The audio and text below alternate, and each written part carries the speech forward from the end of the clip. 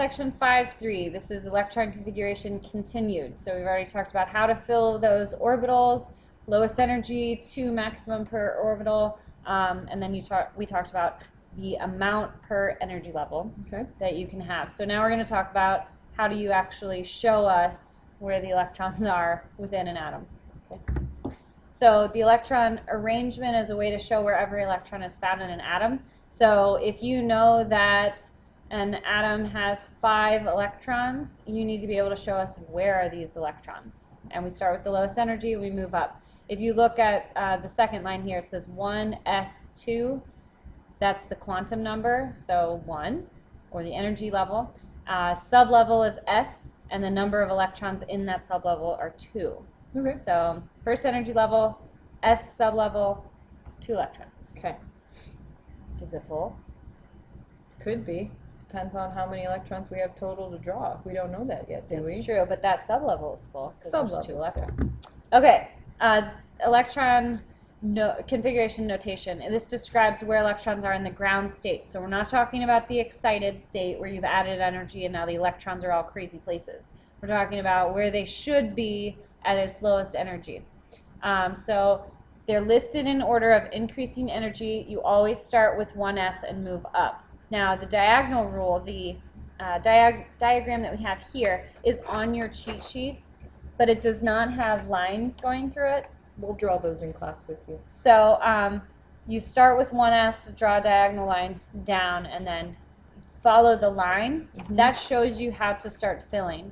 So if you start with 1s, then you go to 2s, then you go to 2p, then 3s, then 3p, 4s. It has to do with the energy of each of the levels. That's why the D's come before the P's. In some of them. Once we get to the 4th energy level. So this notation can be really long, but you should be able to describe any element on the periodic table. So let's practice. Get out your periodic table, pause if you don't have it, get it out, get your cheat sheet if you don't have that too. I've got it. Yay! Oxygen. What is the atomic number of oxygen? 8. 8. So that means we've got 8 electrons. Okay, so how do I start filling this, Mrs. Dondra? There's nothing. Oh no. Go back. Should There we tap. go. There you go. Pointer options. Yay! Technical problems. Okay, oxygen So we got 8 electrons that we're going to have to go through. Each atom has to start with the 1s, so we go 1s. And are we going to fill that first one? Well, we've got 8 total, so yes, we'll fill it, and that is a 2. Okay. All right, so the first shell is full. We've got 2 electrons that are already mapped in there. Now, we've got to go to the very next one. We're going to go to the second shell, so we're going to go to 2, and each shell starts with an s, so we have 2s. Yep. That s can hold 2 electrons, which we have enough of to fill. So now we've got 4 electrons totally mapped here. Yes, we got 2 here and 2 here. So now we've got to go to the 2 and p, because p is the next sublevel that we go through. Now p can hold 6. Do we have 6 to fill? Well, let's look. We have 8 total electrons. Okay. We've only used 4 so far. So we So only 8 have- minus 4, we only need 4 in the p. So we'd only have to put a 4. Sublevel. Now remember, it can hold up to 6, but we only have 4 left.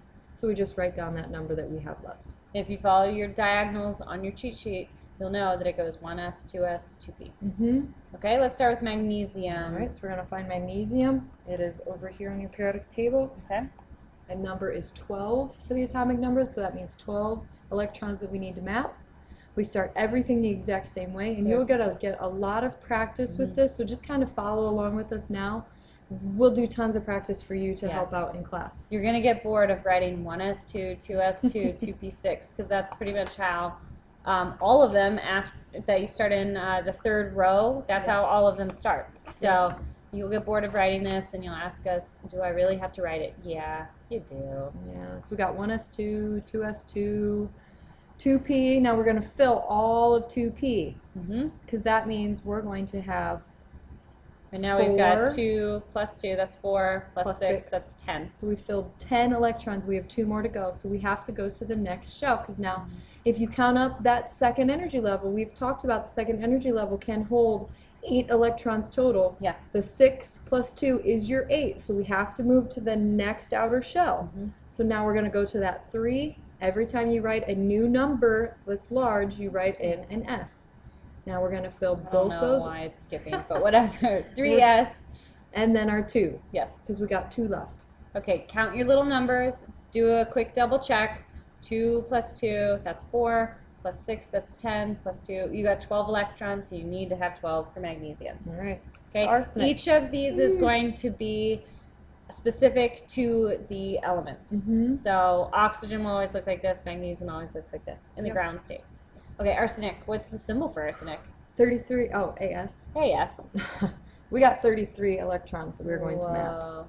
This is going to be a fun one. Yeah. We might go through this fairly quickly so that we can keep our time down. Yes. But again, in class we'll go through. So we're going to go through our diagonal rule. Mrs. Kelly and I, we're going to go pretty quick. We got 1S, it's going to fill. 1S2. We're going to go to 2S, 2, 2P6. Now we're up to 10. 3S2, 3P6. Now on the diagonal rule, we've got to go to 4S. 4S2 is next. So for a second, you're going to skip 3D. Yes, You're going to go straight to 4S. because we're following our arrows, and that's what our arrows does. Does something. Grammar. Yeah, that's bad. All right. So now we've got to go into our D's. Okay, so now we go back down to 3D. Because it's on our diagonal rule, 3D, and we are going to fill all 10 of those D's. Okay. D will have a big number of 10. All right. If those are all full, we go to the 4P, and we're going to have 4P3. There's 3 electrons left in the P range. Okay, add these up. Through 2P6, we've got 10 electrons, 12, 18, 20, 30. 33. 33 electrons. 33 electrons. Ready? Always double check your work. Yeah, duh. Okay, now that we've gone through electron configuration notation and we write 1s2, 2s2, 2p6 all the time, there is a way to actually shorten this. Yay! So, replace all of the electron configurations that lead up to a noble gas with brackets and the symbol for that noble gas. Don't just write noble gas. No. Give me the symbol. Is it xenon? Is it neon? Is it krypton? Argon. What is it? So what's happening here is that this represents the noble gas inner core. So the only electrons that actually react are going to be the ones on the outside shells, not the ones on the inside. They stay put for the most part. So you're going to only deal with the guys on the outside, and that's the only reason why we need to show those. So if you can figure out your noble gas core, you can write that in the bracket and then continue your configuration from there. Okay. So an example would be magnesium. We've got 12 electrons there. It goes 1s2, 2s2, 2p6, 3s2. If you look at the noble gas in the row above it, okay, so magnesium is in the 3rd row, neon is the noble gas for row 2, or the 2nd period, okay, you can put neon in brackets and then go down and fill 3s2. So you're just picking up where that leaves off. Okay, so we're just going to build, because the noble gas means that those are already full, they're stable, so we have to know what else is unstable. Right. Okay. Okay, let's practice this noble gas notation. So we need to look for sulfur. What's the symbol? S. S. Okay, and how many electrons are in sulfur? We've got 16. Okay. So let's look at sulfur. Sulfur's in the 3rd period. Go back up to the 2nd period. What's the noble gas? Ne. Okay. Ne, and then we're going to have 3s2. Okay. And then we jump to the P range, which is P1, 2, 3, 4. We're the 4th P. 3P4. Okay, so right now you've only got 6 electrons showing. However, if you look at the atomic number for neon, it's 10. Okay, so you really have 10 electrons here with this neon, and then 2 and 4. Okay. 16. Let's deal with calcium. What row is calcium Calcium in? is in the 4th row, which means it's in period 4. Okay. Or they're filling in the 4th energy level. So that means the 3rd energy level, the 2nd, and the 1st are all full. Mm-hmm. So we are going to use the noble gas that is above in what period we were period 4. Use the noble gas from 3, which is argon, Okay. AR. And we are in the 4S, Mm-hmm. So start filling there. 4S2. Very good. Okay, the third one, we are showing you an expanded electron configuration. Mm-hmm. Now we need to shorten it to the noble gas notation. Okay. So we're going to look for a full P Okay. sublevel, right? All right. I see a 3p6. Okay, good. So 2 is full, or S is full, S is full. This P is full, but it's not the only one that's full. You got a S here that's full. Now we've got 6 in this P. Okay. Okay, this one's full, but that's not a noble gas. Neither is that, neither is that. So Okay. we need to find a noble gas that ends in 3p6. 3p6. So look at your third row. 3rd row, because that's the big 3. Mm-hmm. 3rd row would be argon. Okay, so argon.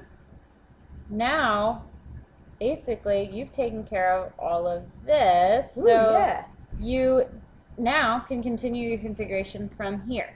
So go to 4s2, 3d10, and 4p4. Awesome. That's a lot shorter. Yes, you will love noble gas notation compared to electron configuration. All right, let's keep going. What's next? Okay, orbital diagrams. Now these are represented by up and down arrows in their sublevels. Now you only have to show the last sublevels. Okay. So the outermost. It's the same idea that we were talking about before. You've got this inner core, they're not reacting. The only ones that are the outermost. So that's all you need to show in this orbital diagram. If it ends in a P, Okay. you want to show me the S and the P Okay. of the last shell. If it ends in a D or an F, you only need to show the D or the F. Okay. Okay? So, an example, silicon down here, the electron configuration is 1s2, 2s2, 2p6, 3s2, and 3p2. So it ends in a P. You want to show me the P and the S. That is representing the 3rd energy level. Okay. You want to show me all of energy level 3. So we've got 2 arrows, one up, one down. So those are the 3s. electrons. So we take the superscript Yes, and we draw them as arrows. yes. Okay. So 3s2, we've got 2 electrons, 2 arrows here. Because of Pauli exclusion principle, we can't draw an up and down here. Okay. It needs to be up, up before you can start filling. All right. Let's practice. Oxygen. Okay, so let's do our electron configuration notation once again. We've got 1s2, Mm-hmm. 2s2, Mm-hmm. 2p4. Okay, because we have a p sublevel, we want to do the s and the p. Okay. So you can do 2s, draw one line, okay, and you're going to do an up arrow and a down, and then right next to it you're going to do a 2p. P can have 3 orbitals. Okay. 1, 2, 3. So you need to have 3 lines even if you don't fill them. Excellent. Okay, so we're going to go 1, 1, 2, 3, and then come back and fill in your 4th. Okay. So Okay. they like to be alone until they must be paired up. Mm-hmm. Okay. Manganese, what do we need to do Manganese, here? 25. Okay, so we're going to start with 1s2. Now this is in the D block. That's what that lower part is called, and we'll talk about that a little bit later. But it's going to end in a D orbital. Okay. Or, yeah. Yeah. Okay, 1s2, 2s2, 2p2. 2p6. Oh, sorry, 2p6. 3s2. Making sure you're awake. 3p6. 4s2. And 3d. 1, 2, 3, 4, 5. 3d5. Okay, now our highest number is 4. Okay. However, our outermost energy level is the 3D Oh. sublevel. Oh, miss can only have to draw the d's. Right, so you're going to give me only the 3D. Now, how many orbitals? Okay, 1, 2, 3, 4, 5. Draw the 5 lines, Okay. because there's 5 orbitals, even if you don't fill them. We still have to represent them. So we have 5 as our 2, little superscript. So we 3, need 5 arrows. 4, Pauli exclusion. 5. Do all ups before you go back and do the downs. Excellent. Moving on. Valence electrons, electrons in the outermost orbitals, so the ones that we've been talking about, those are normally in the highest principal energy level. So normally if you have